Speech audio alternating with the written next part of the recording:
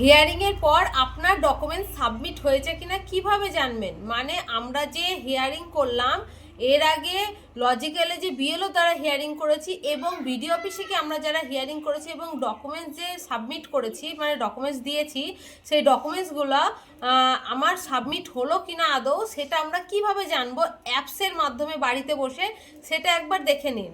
বেশ, প্রথমে আপনারা গুগলে চলে আসবেন বা গুগল ব্রাউজার যে কোনো থেকে চলে আসবেন। গুগলটা আমি ওপেন করলাম। এখানে আমরা লিখব এনভিএসপি।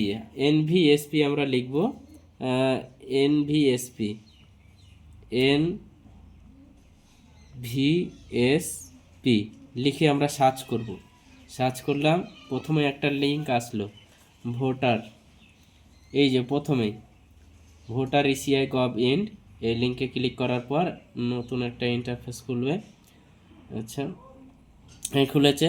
আমার আগে থেকেই লগ ইন করা আছে বলে এইটা চলে আসলো। যাদের লগ ইন করা নাই তারা সাইন আপ করে লগ ইন করে নেবেন। এখানে search your name in last SIR, তার ঠিক নিচে সবুজ যে ঘরটা দেখা যাচ্ছে submit document again notice issue, এইখানে ক্লিক করবেন।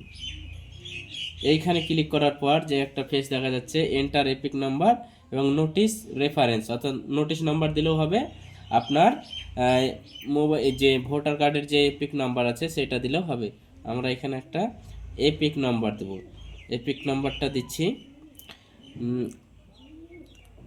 আর জে জি 13 29 663 সেন্ড ওটিপি। এখানে যদি আপনার মোবাইল নাম্বার আপনার ভোটার কার্ডে যুক্ত থাকে তবেই কিন্তু দেখা যাবে। আপনার মোবাইল নাম্বার যদি ভোটার কার্ডের সঙ্গে যুক্ত থাকে বা লিঙ্ক থাকে তাহলে আপনাকে বলবে কন্ট্যাক্ট ইওর বিএলও, কিন্তু যদি যুক্ত না থাকে তাহলে আপনাকে বলে দেবে this EPIC number is not linked with any mobile number, অর্থাৎ এই আমি যে ভোটার কার্ডটা দিলাম তিনার হিয়ারিং হয়েছে অথচ তার ভোটার কার্ডের সঙ্গে মোবাইল নাম্বার লিঙ্ক নেই, এই জন্য সেটা দেখালো না। তেনাকে 8 নম্বর ফর্ম ফিল আপ করে মোবাইল নাম্বারটা লিঙ্ক করতে বলছে।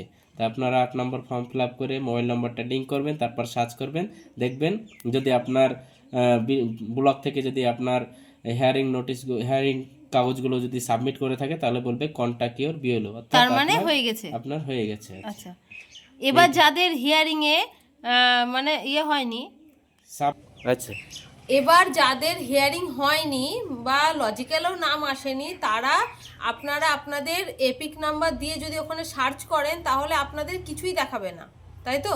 হ্যাঁ, মানে ওখানে কিছুই দেখাবে না, কিন্তু মোবাইল নাম্বারটা অ্যাড থাকতে হবে। এর আগের অ্যাপসেও দেখেছি আপনারা প্রত্যেকে মোবাইল নাম্বারটা অ্যাড করে নেবেন ফর্ম 8 ফিল আপ করে, এবং মোবাইল নাম্বার অ্যাড থাকলে এগুলো দেখা যাবে, নয়তো দেখা যাবে না। ধন্যবাদ।